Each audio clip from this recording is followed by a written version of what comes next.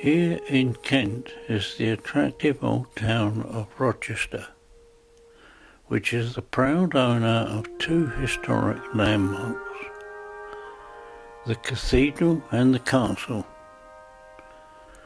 Today we will take a brief look at the castle.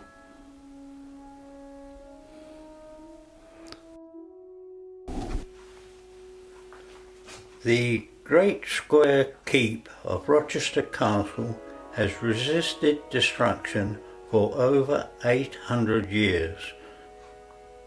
Besieged more than once, it held out in 1215 for 2 months against King John, battering the castle from huge stone-throwing engines. The king finally breached the keep by mining under it and setting fire to the pit props with the fat of 40 pigs. Parts of the 11th century wall to the earlier castle remain, some built on the lower courses of the Roman city wall.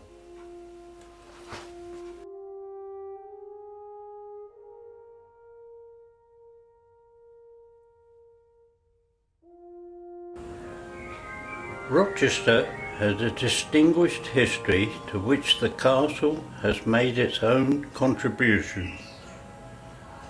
The city was built within the walls of a Roman town, sited where the Roman Watling Street crosses the Medway on its route from London to Canterbury and Dover.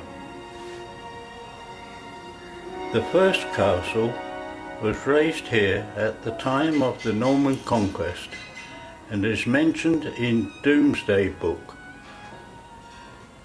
This was rebuilt by William Rufus by Gundulph, Bishop of Rochester, between 1087 and 1089, to become one of the earliest castles in the country to be fortified in stone.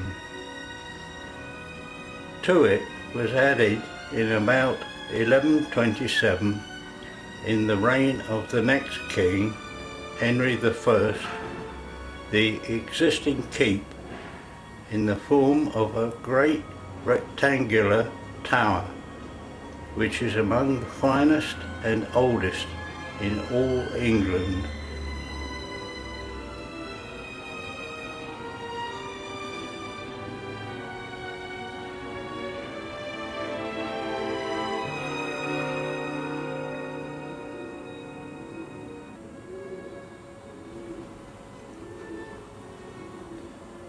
The existence of documentation to enable the earliest building phases of the castle to be positively dated is especially fortunate.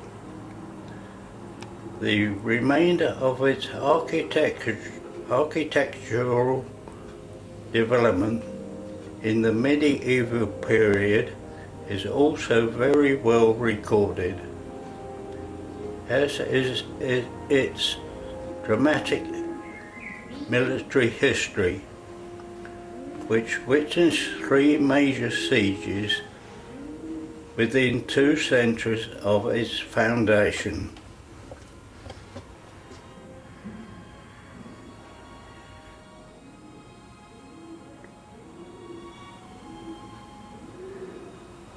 Castles were the fortified residences of princes and other lords, as opposed to the communal and national defences of the Anglo-Saxon fortified cities and boroughs,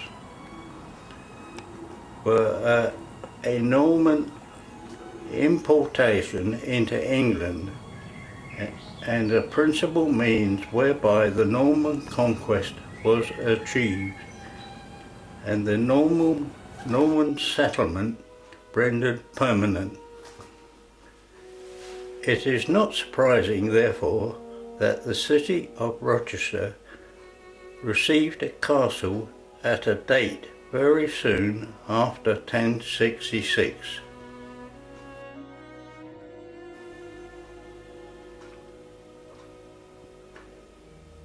Domesday Book contains the results of a survey of his new kingdom taken by William the Conqueror at the end of his reign.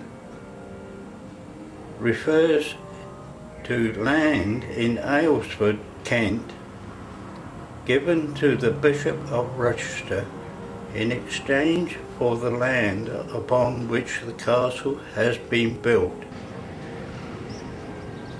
Gundulph's castle consisted of a walled enclosure, literally following the lines of this original castle, and like its predecessor, surrounded on 3 landward sides by a ditch or moat, of which the impressive remains can still be seen along the east side between the castle and the cathedral.